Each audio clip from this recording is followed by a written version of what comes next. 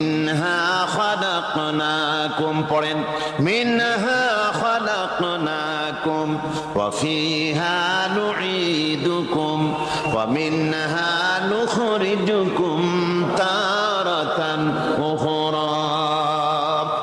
এ বান্দা, এই মাটি দিয়া তোরে তৈরি করা হয়েছিল, এ মাটির ভিতরে রেখে গেলাম, আবার এই মাটি থেকে আল্লাহ রব্বুল আলামিন তোমারে জিন্দা করবেন। কিয়ামতের ময়দানে সকলকে উঠতে হবে সেখানে আল্লাহর দরবারে। আল্লাহ পাক বলছেন, বান্দা কেমনে অস্বীকার করো?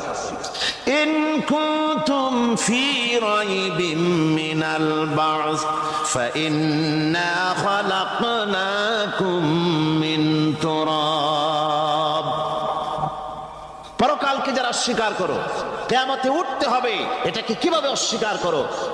চিন্তা করে দেখো, তুমি নিষ্প্রাণ মাটি ছিলে, সেই মাটি দিয়েই আমি তোমাকে তৈরি করেছি।